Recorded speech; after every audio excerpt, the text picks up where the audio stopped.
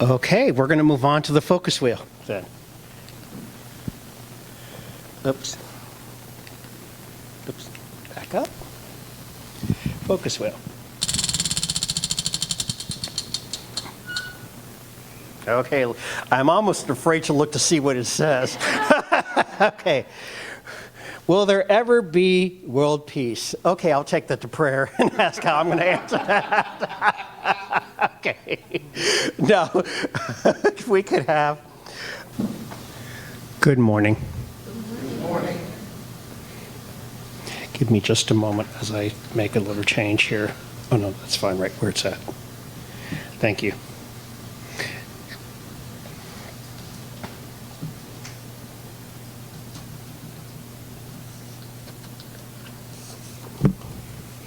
No, I'm not going to talk about all this. There's 8 pages here. I'm not going to bore you that much. Just enough for me for notes. Today's sermon is about the 12th tradition of any of the 12-step programs. And I just want to read it right off so we can get it right up and bring it right to the forefront of our thoughts.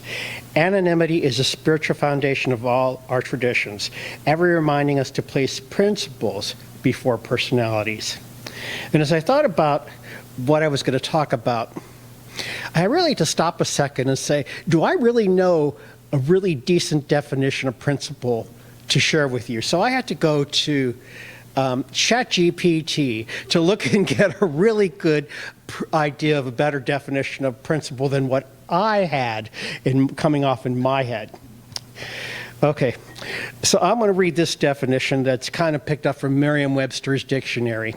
A principle is a fundamental truth, rule, or belief that serves as a foundation for behavior, reasoning, or the functioning of a system. It can be moral, scientific, practical, or guiding through thought and action. And let's just break that down a minute. There are certain fundamental principles that we have. For example, it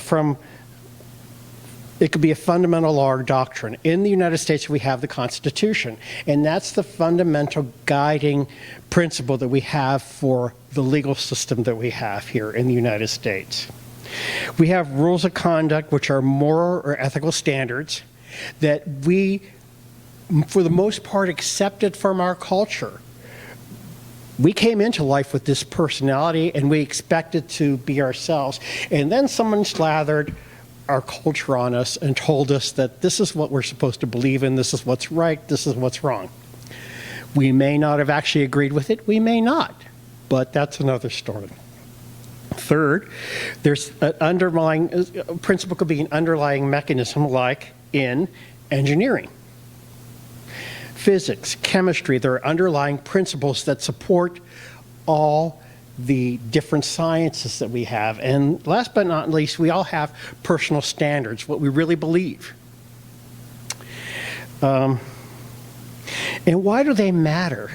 They matter because they give us a foundation for life.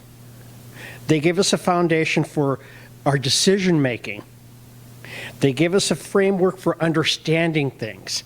They give us a foundation to understand different systems like the legal system, political things, social structures, etc. And they give us an understanding of spiritual principles. Without that, we wouldn't have, we'd be going, okay, what's this?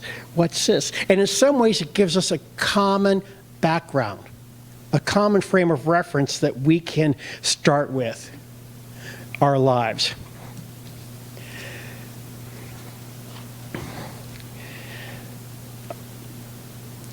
We all came into life, and have you ever seen a small child? Dale was sharing about the baby. That baby came into life with a clear personality. Well, let me take that back. Came in with a personality that is slowly will be forming and will slowly start expressing itself, because it's only 6 weeks old. 6 weeks old. So that baby came in with a personality of its own beliefs, its own love, its own structure, its own fears, its own understanding. And it came into life and it walked in and it said, "I'm here." And then well-meaning adults came in and said, well, this is what's right and this is what's wrong and this is what we should be. It came in with its own personality. And ChatGPT and the dictionary defines, psychologists say personality is a consistent pattern of how someone thinks, feels, and behaves across situations.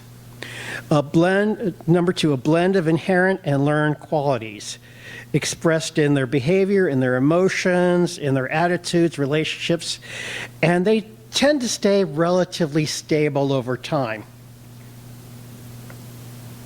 Have you ever seen 2 3-year-olds together? They don't care if you're male, female, black, white, whatever you are. They just want to play. They just want to have fun. They get together, they dance, they sing, they might read to each other, they might bump into each other as they're going through life learning. And really, little kids are such fun when you really spend time with them because they're so honest. They tell you right up front what they think. And I love that about little kids because they are such fun. They don't have a mask that we as adults carry on with. We grow up with this in our culture and we're told, well, you need to act this way. You need to be this. You need to do this. You need to have this. You need to want this. You need to have whatever the well-meaning person in your culture or your community or your life said that you should and should be. Yet the reality is, that's kind of what I'm going to call enculturation. We are told what we're supposed to think and what we're supposed to feel. And rather than allow us to be who we really are and express who we really are and love everyone just the way they are, we get told that we're supposed to love this person. We're supposed to not love that person, depending upon what you grew up and what your culture was. I grew up in the 60s as a kid, and there was still, well, I grew up in a very ethnic area. There was still almost a sense of people of this ethnic culture stood here, and people of this ethnic culture stood here, and people of this racial culture stood here. There was still that whole idea of separation. And the reality is we didn't get to really be ourselves. If we didn't care about that stuff, how different would our world be? Our world would have been so different. If our parents didn't care about that stuff, there would have been a lot less conflict in the world. If people in the world didn't care about that stuff, there'd be a lot less conflict. We have this personality. And in reality, the personality is flexible. As we grow up, we grow from teenagers, we start to grow into this place where we start to question what we were told. And as young adults, maybe we even questioned even more what we were told. It's a point in our lives of finding who we really are.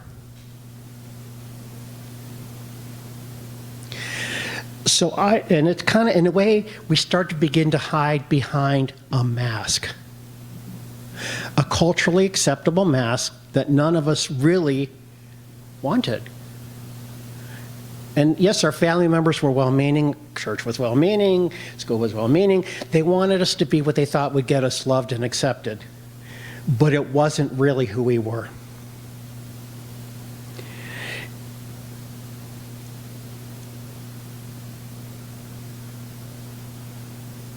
The 12 steps are a tool that we can use to find who we really are. So we could go back to that place where somebody didn't tell us what to think, what to feel, how to be, how to live.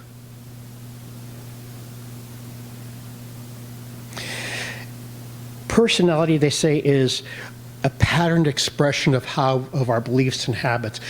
But a lot of those beliefs are stuff that we just got told.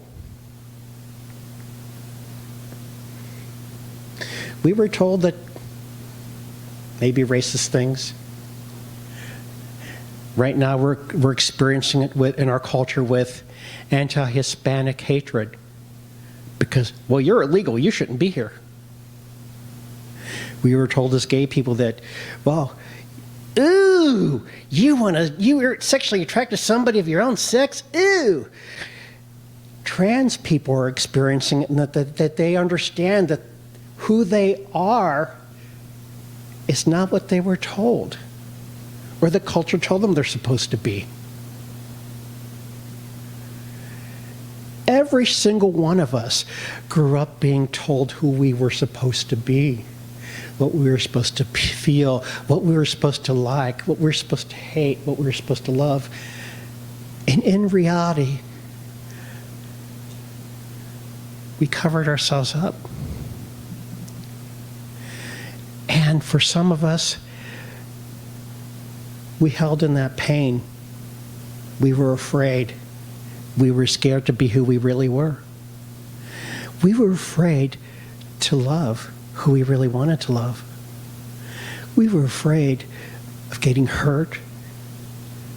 We were afraid of being beaten for our beliefs or our faith or our love.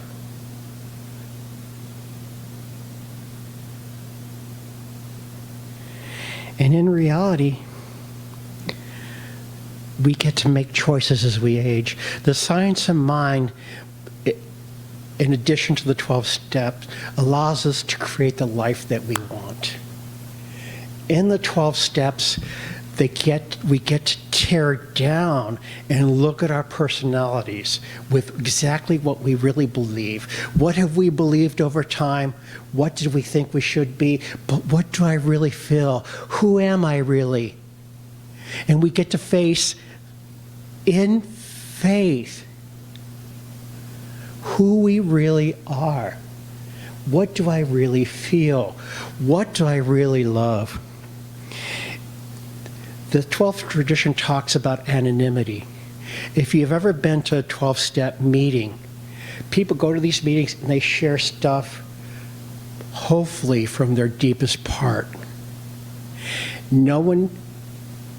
There is no crosstalk, so no one can say, well, that's right, that's wrong, this is good, this is bad. No, it's just the raw reality of who and where you are at the time.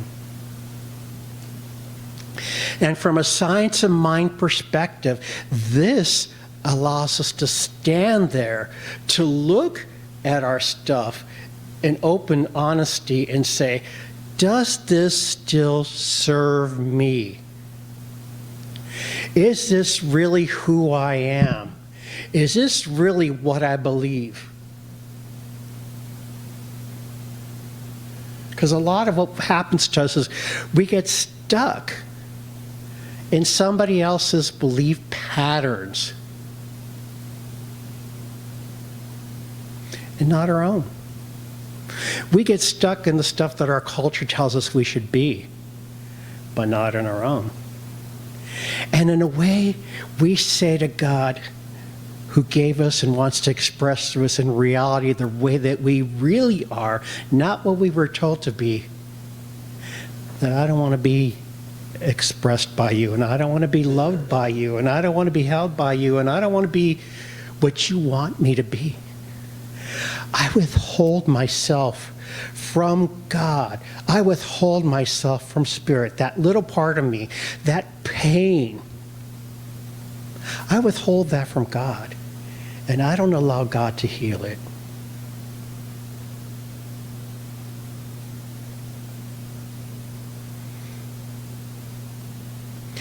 If you have any pain and you're withholding it from God in you as you, please don't.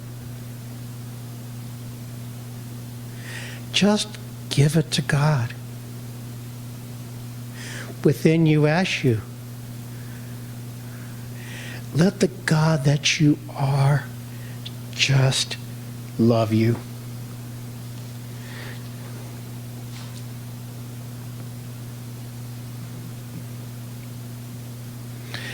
let yourself be loved. Underneath the steps and the traditions are honesty, hope, faith, courage, integrity, and the ability to truly be who you are. Honesty and the ability to truly say, this is who I really am, not what I was told to be, but who I really am.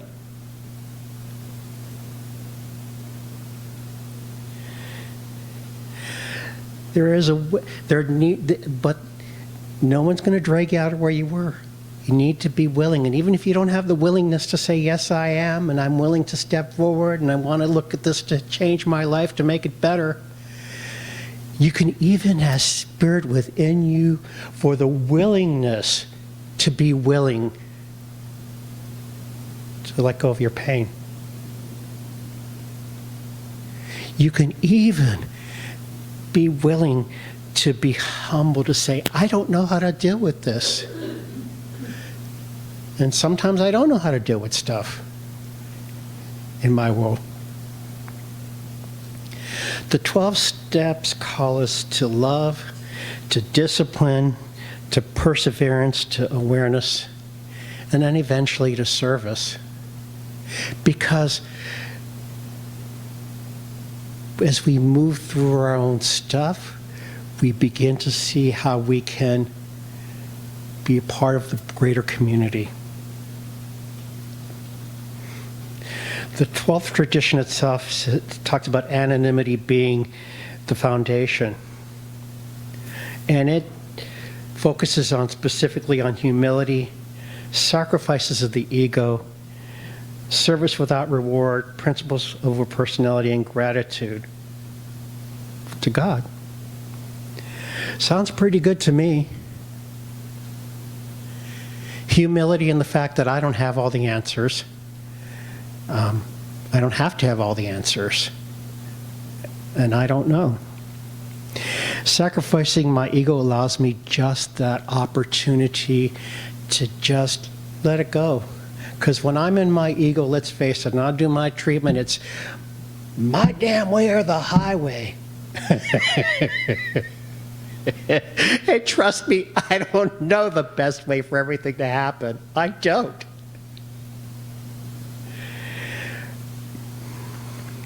Service in itself is its own reward.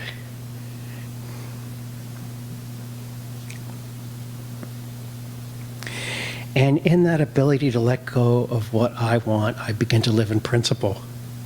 I begin to live in love, more so. I always thought that I loved myself. And I guess on some fact, as I've gone through ministerial training and everything, I've learned that maybe I haven't loved myself as much as I thought I did. Because I'm still finding myself, as Reverend Rafe said to me, when you get into service as a minister, you're going to find all the stuff you thought you loved, all the stuff you thought you had dealt with coming up. Well, I'm here. Okay? I have found that I didn't love myself enough. I found that I didn't love myself enough just to be able to love you. I found I was hanging on to that old pain that kept me separated from God, and in some respects kept me separated from you, because you're all God. Every single one of you are part and parcel of this expression called God. As to world peace. Sorry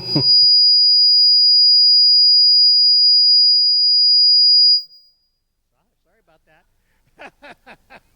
Just in time to save me?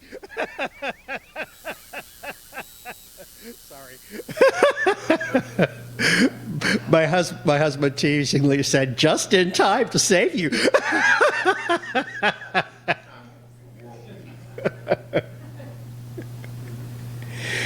We are all part and parcel of this thing called God, including all the people who are doing whatever they think because they think that it's the right thing to do or whatever. The people in power who are sitting there aiming guns at each other, different countries that hate each other, people who hate each other for religion, race, creed, whatever. The world peace will come starts with us when we love ourselves completely. When we love ourselves completely, we have the opportunity to love everybody completely.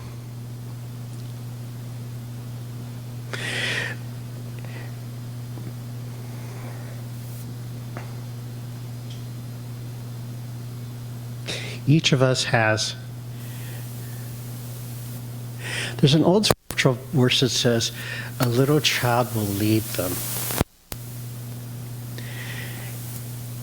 That scripture calls us to letting go of the parts of us that were slathered on us that told us we were separate.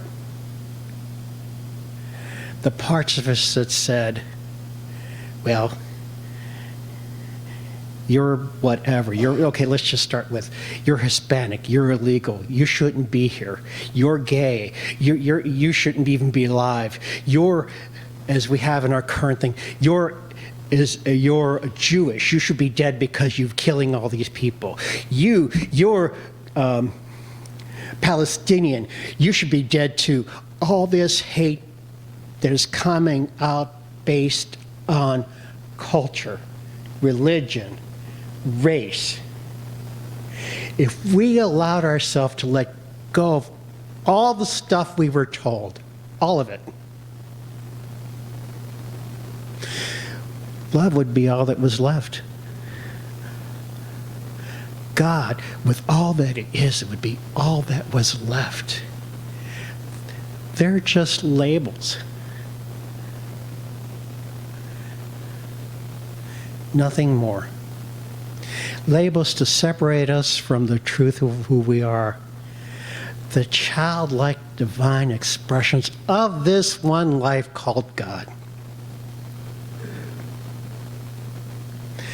So in closing, I would like you to consider the possibility, just the possibility of exploring you.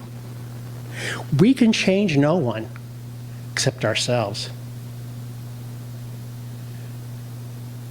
Are you willing to explore yourself and say, hey, does this serve me?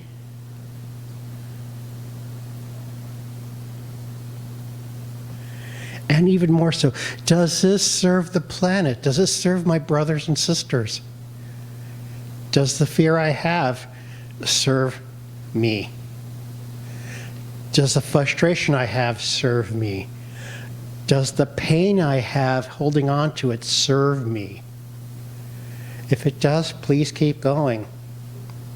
If it doesn't, please let it go. And I'd like to invite you to use the steps as a way of moving forward in growth. Another option, if you're unwilling to use the steps, is journaling. Journaling allows us to put our stuff on paper so we could look at it, so we can say, does this still serve me? Does it? I can't tell you. I'm still working on, I still found out my next level of stuff. Ain't that just special? And I'm so grateful. I'm grateful because I can move through it and learn to love me more. And I can learn to love you more. Thank you.